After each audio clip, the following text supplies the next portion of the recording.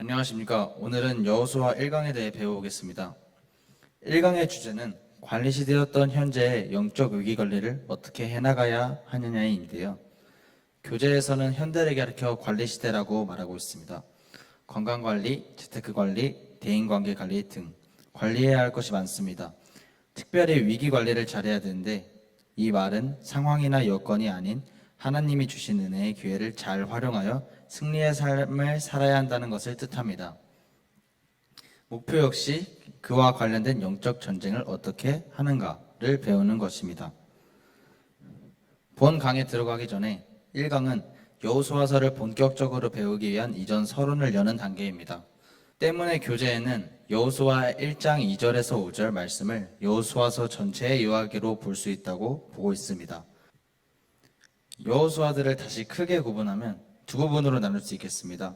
전반부는 정복 전쟁을 위한 여호수아의 전략, 후반부는 기업 분배의 원칙입니다. 마음 안에 천국을 이루는 법을 알아보겠습니다. 하나님께서 우리에게 주신 모든 고난은 뜻이 있는 고난이었습니다. 인간은 본래 편안함을 느끼고 만족, 행복이 충만할 때보다 온갖 역경에 시달리고 고통받고 탄압당하는 참담한 현실 속에서 그들이 기댈 곳 하나님을 더욱 찾습니다. 지금의 상황만 보아도 그것을 느낄 수 있습니다. 하나님은 어중간한 고난으로는 저희가 주님을 부르짖지 않을 것을 아시기에 저희를 구원하시기 위한 고난을 내려주신 겁니다. 그리고 그 고난 이후 우리는 유월절을 통해 하나님의 것으로 구별되었습니다. 자기 자신을 내려놓고 주권을 하나님께 바쳤다는 이야기입니다. 그렇게 우리는 가나안 땅에 도착하며 하나님에게 온전한 복종을 맹세합니다. 이 과정들을 통해 우리는 마음 안에 천국을 이룰 수 있게 됩니다. 저희는 이제 하나님의 약속을 새겨야 됩니다. 어디에 새길까요? 제 마음 안에 새겨야 합니다. 여호수아 1장에서는 마음을 담대히 하라 라는 말이 자주 나옵니다. 이렇듯 하나님은 우리의 마음을 단단히 다질 것을 강조하십니다. 마음이 약해지려 할 때마다 하나님을 바라보십시오. 약속을 기억하고 그 약속을 믿고 기대해야 합니다. 마음에 자신감이 생기고 담대해집니다.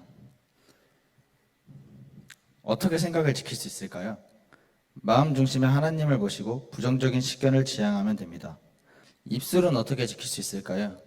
우리의 입술은 하나님을 찬양하도록, 우리의 존재는 하나님을 찬양하도록 창조되었습니다. 말은 인격이며 운명이 됩니다. 그래서 우리는 하나님을 살리는 언어를 사용해야 합니다. 그렇다면 우리 마음의 중심, 행동의 기준은 과연 무엇일까요? 바로 말씀입니다. 말씀이 나의 행동을 좌우합니다. 내게 말씀하신 하나님의 약속이 내 안에 펄펄 끓는 비전이 나의 삶을 끌고 가야 합니다. 이것으로 여호수아서 1장 1강의 발표를 마치겠습니다. 감사합니다. 여호수아 2강 약속을 붙잡아라 라는 소제목을 갖고 있는 여호수아 2강에 대한 발표를 시작하겠습니다. 우리는 아무리 어려운 삶의 정황이라 할지라도 주님이 주신 약속을 붙잡고 일어나야 합니다. 처음엔 하나님의 약속을 붙잡고 기도하라 라는 제목입니다.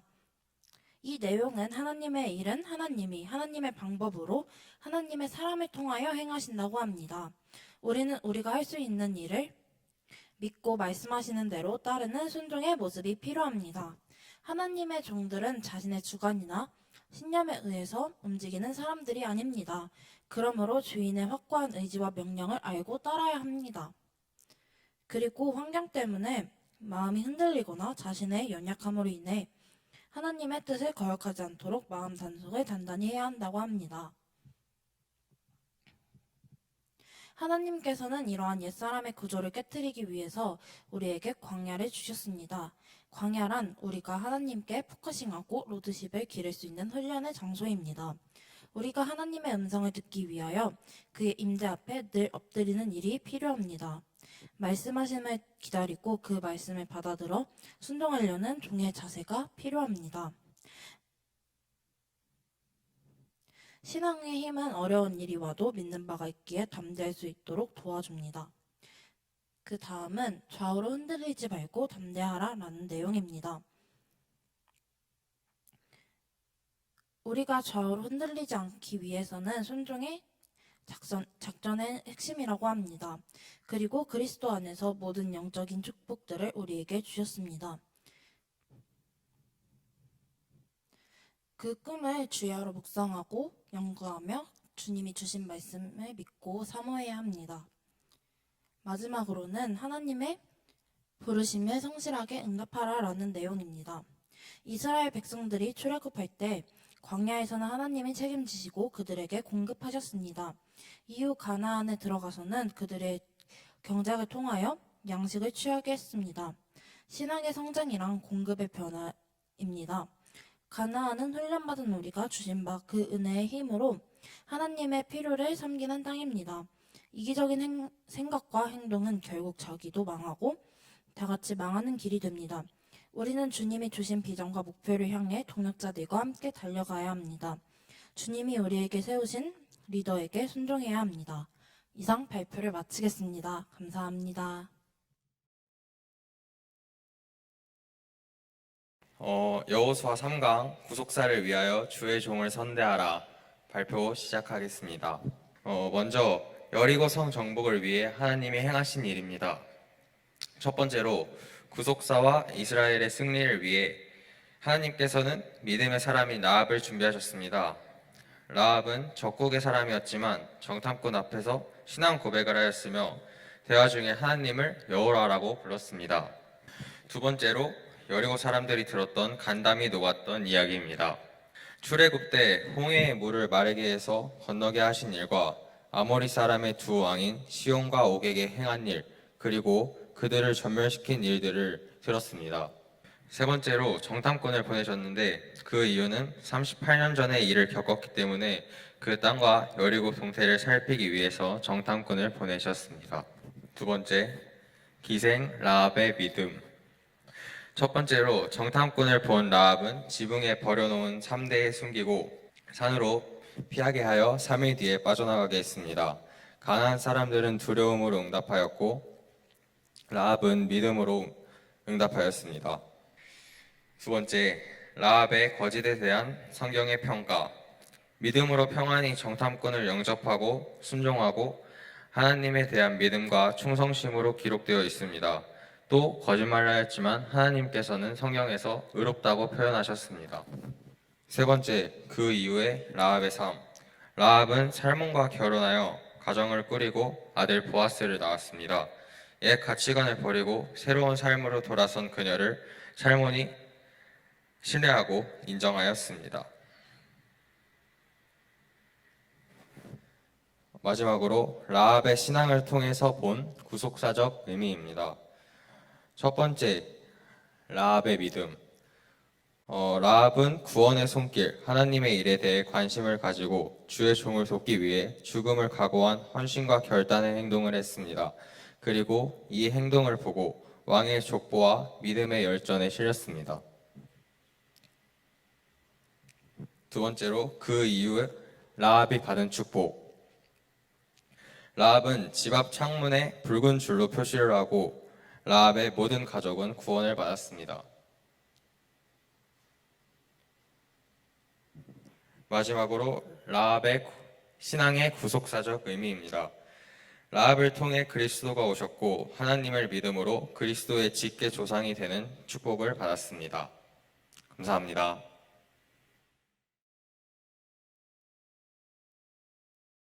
여호수아 제4강 발표 시작하겠습니다. 이번 4강에서는 여호수아 3, 4장을 다루는데 언약궤와 기념비를 중심으로 이야기가 진행이 됩니다. 여호수아 3장의 중심 내용은 언약궤를 따라 백성들이 요단강을 건너가는 스토리가 기술되어 있습니다.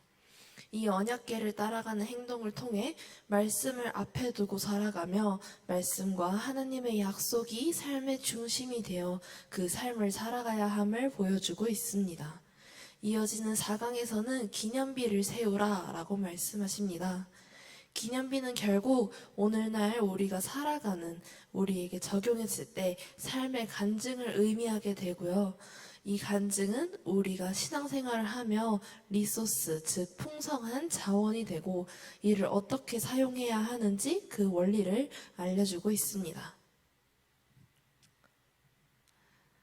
먼저 여호수아 3장 1절을 보시면 여호수아는 아침에 일찍이 일어났다고 말합니다. 여호수아는 아침 일찍 일어나 하루의 첫 시간을 하나님께 내어드리고 하나님의 말씀에 귀 기울이는 시간을 가졌음을 알 수 있습니다. 여호수아는 요단강을 건너는 큰 사건을 앞두고 하나님 앞에 기도하며 귀 기울였습니다. 그런데 이상한 점이 있습니다. 분명 이스라엘 백성들이 가나안 땅으로 들어갈 수 있는 쉬운 길이 있음에도 불구하고 모압을 돌아가서 요단강을 건너는 어려운 코스로 하나님이 인도하셨는데요. 거기에는 이유가 있습니다. 그 목적은 모든 백성이 여호와 하나님의 강하신 손을 알고 하나님을 경외하도록 우리의 그 믿음을 돕기 위해 이 어려운 길로 인도해 내신 것입니다. 사람의 시선과 생각으로는 불가능할 것 같은 상황에서 기적을 보이시는 여호와 하나님을 경험해 이들이 진정 하나님을 경외하길 바라셨습니다. 우리의 훈련을 위해 고안해 내신 계획입니다. 1절 말씀을 이어서 보시면 시딤에서 떠나 요단에 이르러 건너가기 전에 거기서 유숙하니라 라고 기록되어 있습니다. 건너기 전에 사흘간 쉬어가는 시간이 있었는데요. 약속하신 땅이 눈앞에 있으니 다들 마음이 분주했지 않겠습니까? 기대하기도 했을 테고 그 땅에서 누릴 기쁨을 떠올리며 당장이라도 가나안으로 입성하고 싶었을 것입니다. 그러나 그런 백성에게 주님은 쉼이 필요하다고 말씀하십니다. 하나님의 음성을 기다리며 잠잠히 쉬어갈 것을 명령하십니다. 하나님의 종이 누리는 기도하는 삶을 살아야 합니다. 내가 원하는 것만 구하고 떼쓰고 하는 기도는 멈추고 나의 신을 벗고 하나님의 음성을 청종하며 따라가는 삶을 살아야 함을 알게 됩니다. 이후 하나님께서는 여호수아를 통해 요단강을 건너는 전략을 알려주십니다. 사흘간의 쉼을 누린 이스라엘 백성들은 이에 순종하고 행동으로 옮기는데요. 하나님은 제사장들이 언약궤를 매는 것을 보거든 그 뒤를 따르라고 이스라엘 백성에게 지시하십니다. 언약궤는 법궤, 증거궤, 나무궤 등 많은 이름들이 있는데 그 중에서 언약궤라는 이름을 사용했습니다. 그 이유가 무엇일까요? 이전 강의에서부터 계속 나왔듯이 하나님과 우리의 관계가 언약으로 체결된 관계임을 지속적으로 강조하기 위함입니다. 말씀하시고 약속하시는 하나님과 그 언약을 믿고 말씀에 순복하는 우리의 모습을 볼 때 그 요단강을 건너는 사건 속에서 기적을 볼 수 있음을 볼 수 있습니다. 언약궤를 앞세워 요단강을 건너는 것은 하나님이 이미 앞서 가셨다는 말씀입니다. 이미 우리 앞에서 우리를 인도하시는 하나님의 음성을 따라 순종하며 나아가는 것이 여호수아에서 말씀하는 언약궤를 따르는 삶입니다. 그 이후 백성들에게 주신 두 번째 전략은 너희 자신을 성결하게 하라입니다. 하나님의 음성을 듣고 행하기 전에 먼저 성결함을 요구하십니다. 성결하기 위해 백성들은 옷을 빨고 부부관계를 갖지 않아야 했습니다. 옷을 빠는 행위는 자신에게 부끄러움이 없는지 돌아보고 회개하는 시간들을 가지라는 말씀이며 부부관계를 갖지 않는 것은 이때만큼은 하나님과의 관계가 더욱 우선시 되도록 구별해야 함을 의미합니다. 하나님과의 관계를 유지하기 위해서는 결국 예배해야 하고 하나님은 영적 전쟁이 시작되기 전에 회개하고 예배해야 함을 우리에게 친히 알려주고 계십니다. 세 번째 전략은 제사장들에게 가르쳐 주시는데요. 제사장들이 직접 언약궤를 메고 요단강을 건너가라 하십니다. 규정상 레위 지파 중 고핫 자손들이 언약궤를 어깨에 메고 옮기는 것이 맞지만 특별히 중요한 상황에 한해서 제사장들이 직접 메고 운반하기도 했습니다. 그리고 백성들은 언약궤와 2000규빗의 거리를 두고 따라가라고 말씀하십니다. 제사장과 고핫 자손 그리고 백성들은 이 백성들이 여호와의 하나님의 음성과 그 지도자인 여호수아에게 순종하며 묵묵히 나아갔습니다.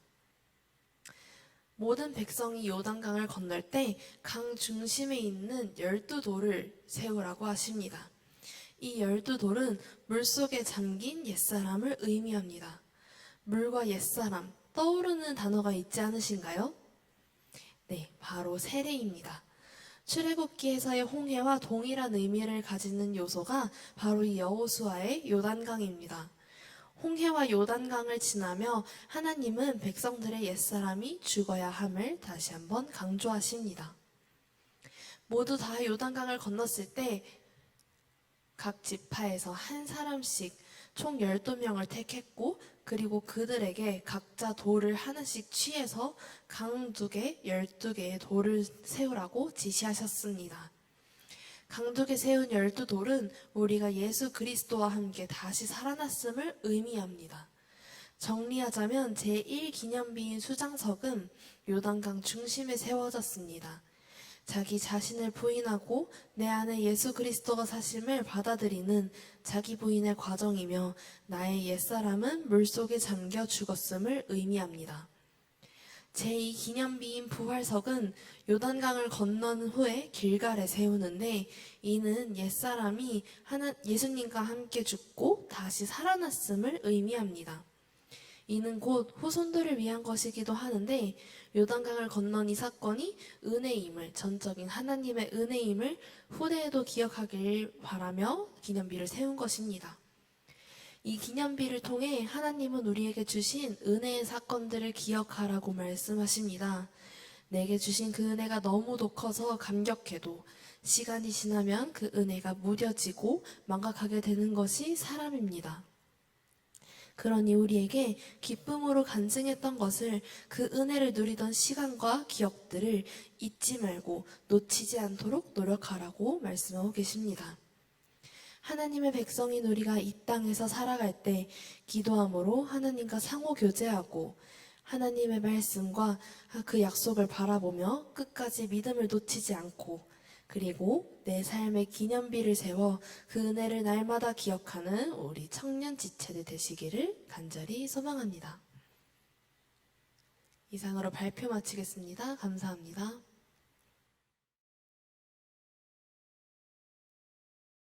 안녕하십니까. 저는 여호수아 5강, 철옹성, 그리고 여리고성 정복 전략 부분을 발표하게 된 유태희입니다. 이 5강의 내용은 여호수아 5장과 6장의 내용을 다루고 있는데, 여호수아는 기본적으로 하나님의 사람들이 자신의 인생을 어떻게 경영해 나가야 하는지 그 원리에 따른 주제를 가지고 있습니다. 그래서 우리는 말씀, 즉 하나님이 주신 약속으로 자신을 관리해서 가나안의 하나님의 통치를 실현하는 백정백승의 삶을 이루기 위해 노력해야 합니다. 5장, 6장 중에서도 첫 번째인 5장, 할례, 유월절, 여호와의 군대 대장, 신발 부분입니다. 하나님께서는 전쟁 중에 할례를 받으라고 하셨습니다. 전쟁 중이라는 되게 긴박한 상황 가운데에서 할례라는 무리한 요구를 하신 이유는 바로 전쟁에서 정말 중요한 것은 승리가 아니라 하나님과 이스라엘의 바른 관계였기 때문입니다. 그 다음에는 하나님과의 기초 관계를 점검하시기 원하셨습니다.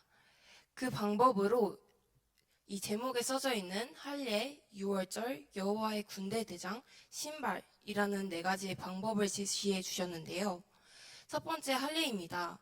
할례는 하나님의 향한 절대 신뢰를 점검하는 것으로서 현대적인 의미로는 세례와 비슷한 의미를 가지고 있습니다.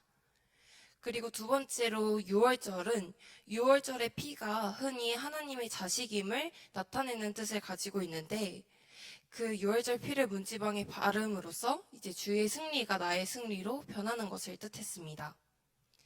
그래서 자신이 하나님의 은혜 아래에 있는 자임을 확인할 수 있는 것입니다. 세 번째로는 군대 대장입니다. 엄청난 위험을 가진 군대 대장을 하나님께서 보내심으로써 이 이스라엘 백성들은 전쟁이 하나님께 속해져 있음을 알 수 있었습니다. 마지막으로는 신발 벗기입니다. 하나님이 통치하시는 거룩한 땅에 들어가기 위해서는 그 하나님이 주신 주권을 가지기 위해 자신이 가지고 있던 주권, 즉 신발을 벗어야 됐었습니다. 다음은 합심, 침묵, 순종, 선포를 다루고 있는 6장의 내용입니다. 이 6장에서도 4가지의 방법을 흔히 말을 하고 있는데 첫 번째로는 합심입니다. 합심은 모든 사람들 뿐만 아니라 하나님과 나 자체도 같은 마음을 가지는 것이기 때문에 신앙의 시작, 하나님을 향한 믿음과 신뢰를 점검하는 단계로 알려져 있습니다. 두 번째로는 침묵입니다. 하나님께서는 우리에게 침묵하라고 말씀하셨는데 그 까닭은 침묵하지 않으면 우리의 입에서 부정적인 말이 나오고 불평하는 말이 나오기 때문이었습니다. 그래서 우리는 부정적인 말 또는 생각을 하지 않기 위해 노력해야 합니다. 세 번째, 순종입니다. 하나님 말씀의 절대성을 인정하면서 단지 하나님이 말씀하시면 그것을 믿고 따라가는 단순함을 요구하셨습니다. 네 번째로는 선포입니다.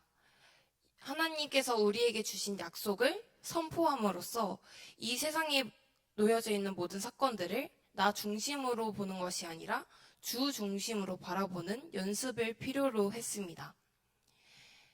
이 선포 단계를 통해서 적극적인 전략을 증거할 수도 있었습니다.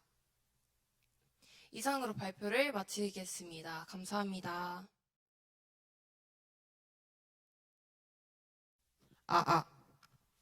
지금부터 여호수아 제6강을 시작하겠습니다. 제6강은 하나님 섬김의 원리라는 주제로 시작되어 있고 여호수아 7장에서 8장의 내용을 다루고 있습니다. 이스라엘 백성들은 여리고성에서 승리한 이후 아이성에서 전투를 시작하는데요. 아이성 전투 싸움에서는 실패를 하게 되었습니다. 아이성 전투 패배의 원인은 총 3가지가 있습니다. 첫 번째는 이스라엘이 죄를 범했습니다.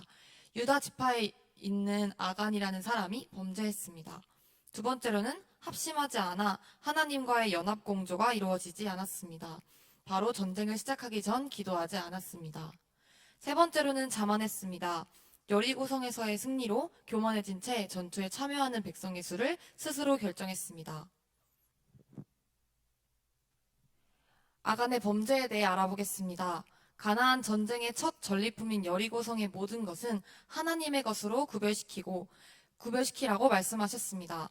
그러나 아간은 하나님께 드려야 할 것을 도둑질했습니다. 성수주일은 주간의 첫날을 하나님께 구별시켜 올려드리는 예배 행위입니다. 11조는 나의 소득의 첫 것을 드리는 예배 행위입니다. 예배는 하나님을 어른으로 모시고 최고, 으뜸, 첫 것을 드리는 행위로부터 출발합니다. 물질에 대한 하나님의 주권을 인정하는 신앙입니다. 이스라엘의 자만에 대해 알아보겠습니다.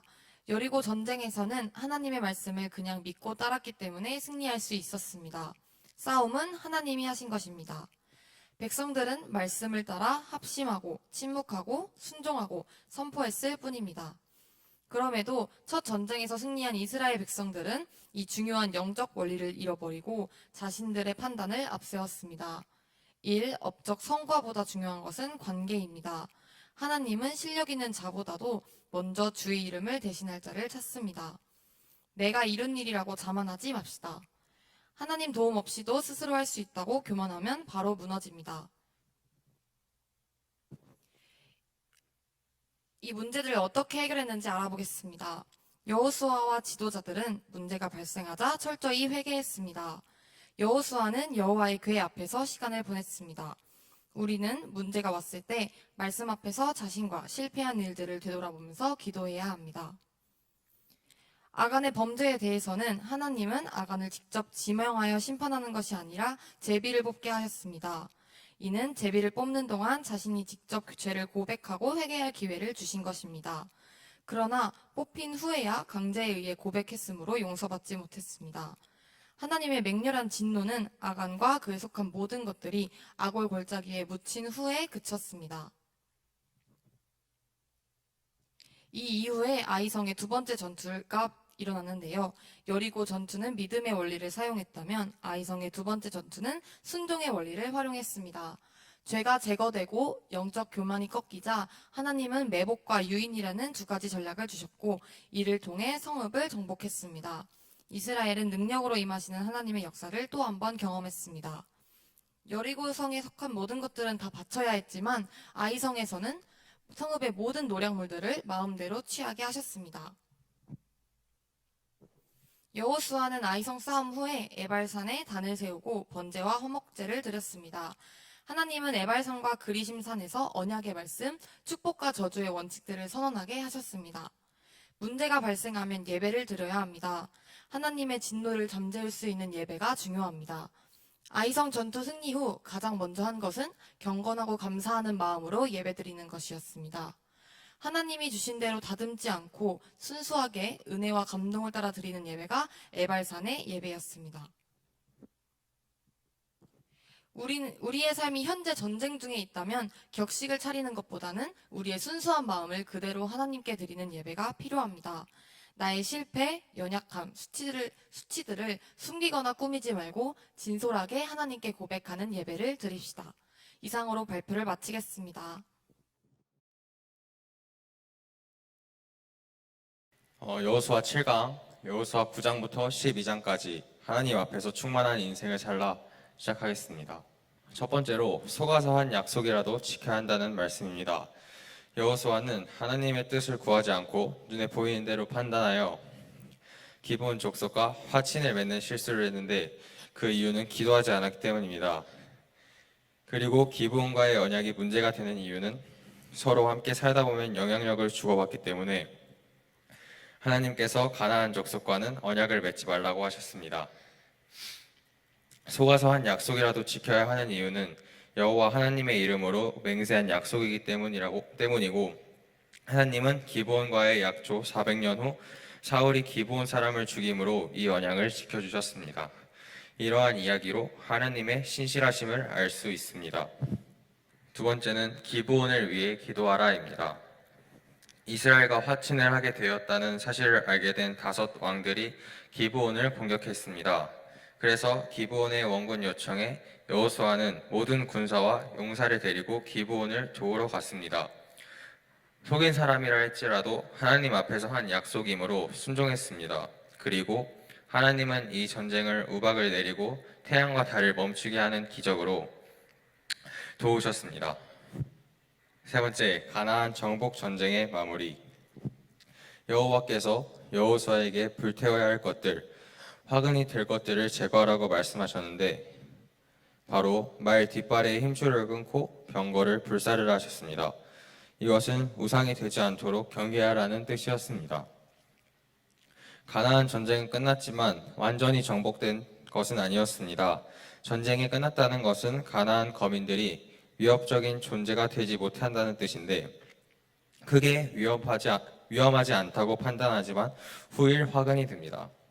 그 후 7년 동안의 전쟁에서 정복한 31명의 왕을 세세하게 기록했는데 이렇게 세세하게 왕의 이름을 남긴 이유는 하나님의 일하심을 기억하고 하나님의 신실하심을 알려주기 위한 간증을 남기기 위함입니다. 가나안 정복 전쟁으로 말씀의 교훈을 배울 수 있는데 첫 번째로 전임자의 공로를 인정하라. 두 번째로 약속이 아닌 것은 붙잡지도 말라. 세 번째로 구체적인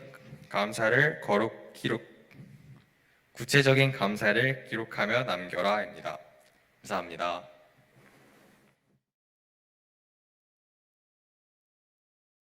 여호수아 8강에 대한 발표를 진행하도록 하겠습니다. 먼저 여호수아 8강은 여호수아 13, 14, 15장을 다루고 있으며 이스라엘 백성과 정복해야 할 땅, 산지를 구하는 갈렙, 유다 지파의 분깃에 대한 내용을 담고 있습니다. 첫째로 여호수아 13장은 이스라엘 백성과 그들이 정복해야 할 땅에 대한 말씀입니다. 이스라엘 백성들은 가나안 정복 전쟁을 어느 정도 마친 후 하나님께서 정복해야 할 땅이 남아있다고 하셨음에도 불구하고 싸움을 더 하지 않고 현실에 안주하려고 하였습니다. 이때 여호수아는 백성들에게 왜 주님이 주신 뜻을 따르지 않는지 그들을 꾸짖습니다. 하나님께서는 이스라엘 백성들에게 분명히 말씀하셨습니다. 남아있는 땅, 정복해야 할 땅을 너희에게 주겠다고 말입니다. 하지만 결국 이스라엘 백성들은 하나님의 말을 따르지 않았고 하나님께서 주신다고 약속하신 땅을 다윗의 시대에 이르러서야 모두 정복하게 됩니다. 이 전쟁, 영토 확장의 실패 원인은 전력의 부족, 전략의 부재가 아닌 이스라엘 백성들의 불신앙과 불순종 때문이었습니다. 이 말씀을 읽는 우리 또한 우리가 하나님의 말씀을 믿지 못하고 따르지 않으며 혹여 주님의 길이 아닌 나의 길을 가고 있는 것이 아닌지 성찰해 볼 필요가 있다고 생각합니다. 여호수아 8강의 두 번째 핵심 내용은 산지를 구하는 갈렙의 신앙에 대한 말씀입니다. 갈렙은 이스라엘 사람들이 모두 하나님을 배반하는 상황에서도 하나님의 편에 섰습니다. 또 85세의 나이에도 하나님께서 자신에게 약속하신 기업을 기억하고 무려 45년 전에 받은 약속을 의심하지 않고 믿음으로 나아갑니다. 사람이 나이가 들면 좌절, 의기소침, 연약해지며 비전을 내려놓기 마련입니다. 하지만 갈렙은 달랐습니다. 이처럼 시간이 지나도 변하지 않는 믿음은 하나님과 더 친밀해질 수 있도록 만들어줍니다. 때문에 우리는 갈렙의 믿음 관리, 자기 관리, 건강 관리, 약속 관리를 본받을 필요가 있습니다. 또 이스라엘 각 지파의 정탐꾼들이 헤브론에 거주하는 네피림 후손인 아낙 자손을 보고 정신을 잃으며 모세와 아론을 대적한 중간 지도자를 세우며 가네스 바네아 환애굽 운동을 할 때에도 갈렙은 하나님에 대한 전적인 신뢰와 충성으로 사태를 안정시키기 위해 노력했고 이 산지를 내게 달라며 주님께 기도했으며 믿음으로 나아갔습니다. 결국 출애굽 1세대가 가나안 땅을 보지도 못하고 죽은 가운데 홀로 가나안 땅을 보고 하나님께서는 그가 밟은 땅을 기업으로 주셨습니다. 모두가 못한다, 안 된다 해도 갈렙은 우리에게 계신 주님을 믿고 나아갔습니다. 우리에겐 적의 사이즈보다 크신 전지전능하신 하나님이 함께 계십니다. 때문에 두려움에 포기하는 것이 아닌 주님을 의지하며 믿음으로 나아가는 삶을 살아야 합니다. 마지막 세 번째는 유다 지파의 분깃에 대한 말씀입니다. 하나님께서는 유다 지파에게 신령한 축복과 기름진 땅만이 아니라 메마른 땅을 함께 주셨습니다. 하지만 유다 지파 사람들은 영토의 악조건 때문에 더욱 하나님을 의지하며 나아갔고 이 지역은 영적인 중심지가 될 수 있었습니다. 이와 반대로 동편의 목초지의 땅, 번영한 땅을 욕심낸 르우벤 지파는 강대국에 둘러싸여 세상의 유혹과 침략을 당하더니 가장 먼저 패망하였습니다. 이는 은혜의 원리입니다. 우리가 가장 먼저 공부했던 출애굽기의 과정에서 우리는 애굽에서 노예로 생활하는 고난을 주시고 하나님께 기도하며 구원받게 하시는 구속사의 역사를 보았습니다. 하나님께서 유다 지파에게 어려움을 주시며 주님을 더욱 붙들게 하신 것 역시 같은 맥락일 것입니다. 우리의 삶 역시 마찬가지입니다. 우리의 인생에 고난이 있을 때 우리는 더욱 하나님을 바라보며 믿음으로 기도하며 나아가야 합니다. 고난이야말로 하나님께서 우리를 찾으시고 주님만 의지하며 구원하시는 보편적인 방법입니다. 오늘 여호수아 8강의 말씀처럼 하나님께 순종하고 우리와 함께 계시는 전지전능한 하나님의 능력을 믿으며 믿음으로 구하고 기도하며 나아가는 여러분이 되시기를 소망합니다. 감사합니다.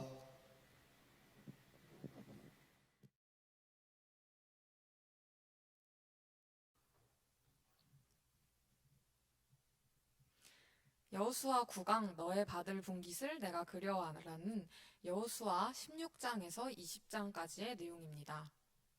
첫 번째 챕터는 요셉 지파의 분깃. 분깃이 작다고 불평하지 말고 철병거라도 정복하라입니다. 요셉 지파는 한 제비, 한 분깃으로는 만족할 수 없으니 더 많은 기업을 달라고 요청합니다. 비록 요셉이 많은 공을 세운 것은 사실이지만 역사가 흐른 이후에도 계속해서 특권을 요청하는 것은 하나님의 통치 개념과는 거리가 멉니다. 특권의식을 가지기보다는 더 많은 사명과 책임, 섬김을 위해 노력해야 합니다. 요셉 지파의 요청에 여호수아는 브리스 족속과 르바임 족속의 땅 삼립에 올라가서 스스로 개척하라고 답합니다. 이는 안일과 편안에 기대어 안주하지 않고 하나님을 믿으며 성장할 수 있어야 함을 의미합니다. 두 번째 챕터는 머뭇거리지 말라, 받을 기업을 그림으로 그려오라입니다. 이스라엘 12지파 중 오직 5지파만이 하나님께서 약속하신 땅을 정복했습니다. 남은 7지파가 소극적인 태도를 보였기에 여호수아는 하나님의 성막을 세워 하나님의 약속을 상기시키고자 합니다. 여호수아가 두루 다니며 취할 기업을 그려가지고 오라 한 것은 현재 내 상태에 안주하거나 불평과 원망으로 성장을 포기하지 말고 약속을 붙잡고 미래를 그리면서 살라는 말씀입니다. 세 번째 챕터는 도피성이신 그리스도, 실수했어도 다시 은혜로 일어서라입니다. 이스라엘 백성 가운데 부지 중 살인을 범한 사람이 있으면 도피성으로 피신해 생명을 보존할 수 있게 했습니다. 도피성으로 가는 길은 누구나 찾을 수 있고 잘 닦여져 있었다고 합니다. 하나님께서는 단순히 우리가 한 일의 결과만으로 우리를 판단하지 않으시고 인간의 실수에 대해서 보호하시려 합니다. 오늘날 우리의 도피성은 예수 그리스도입니다. 도피성 제도는 그리스도의 모형이었습니다. 우리가 그리스도 안에서 피할 때 주님은 우리를 지켜주십니다. 도피성 제도와 그리스도는 두 가지 차이점이 있습니다. 첫 번째는 도피성은 오직 무고한 자들을 보호한다는 것입니다. 도피성은 실수로 살인한 자들을 위한 것이지만 그리스도께서는 유죄인 우리들도 은혜로 구원해 주십니다. 두 번째는 그리스도께서 어떤 도피성보다 더 가까이 계시다는 것입니다. 도피성은 누구든지 한나절이면 도달할 수 있는 거리입니다. 그러나 우리가 그리스도께 나아가고자 한다면 그 즉시 예수님은 피난처가 되어주십니다. 하지만 우리는 그리스도 안에 있을 때에만 나의 생명을 보장받을 수 있습니다. 가지가 포도나무에 붙어 있듯이 우리는 오직 예수님만을 피난처로 삼아서 머물러야 합니다.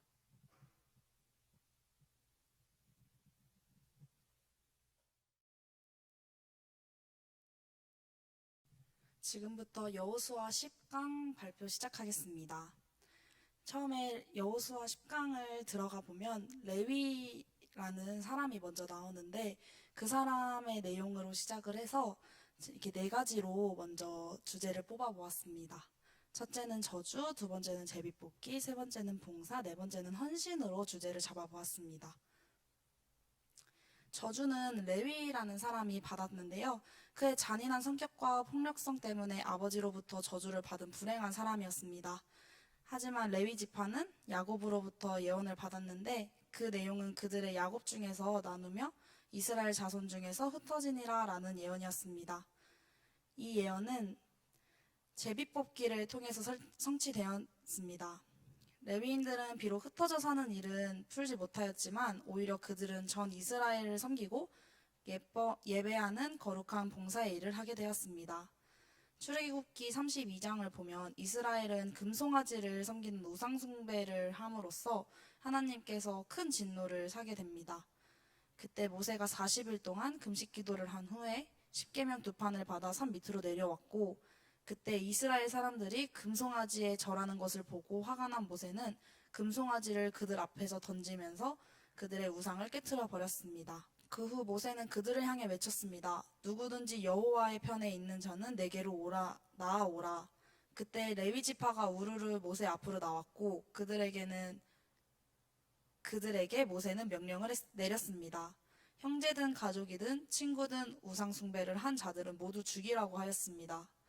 레위 지파 사람들은 모세의 명령을 따라 자신의 친구, 자신의 가족, 자신의 아는 사람들을 모두 다 죽여 3,000명을 죽였고 3,000명의 피를 흘리는 시체 앞에서 모세는 그들의 행위를 헌신이라고 표현하였습니다.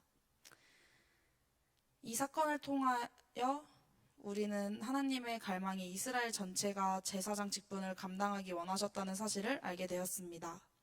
하지만 지나간 과거의 실수에 붙잡히지 말고 약속을 붙잡는 자가 되어야 합니다. 하나님께서 그 이유의 내용을 보면 지파들에게 기업을 나눠주셨는데 유일하게 레위 지파에게만 주시지 않은 까닭이 있습니다. 바로 그들이 생업에 분주함이 없이 오로지 하나님을 위해 봉사에만 전념하도록 하기 위함이었습니다. 대신 하나님께서는 저들의 생계를 위하여 백성이 바친 11조를 그들의 분깃으로 돌렸습니다. 우리들도 100% 하나님 것이었다고 생각했던 재물과 재산에서 우리들의 생계를 위하여 10분의 1만 하나님께서 돌려드릴 것을 말씀하셨기 때문에 11조를 소중히 하고 모두 실천하는 저희들이 되었으면 좋겠습니다. 감사합니다.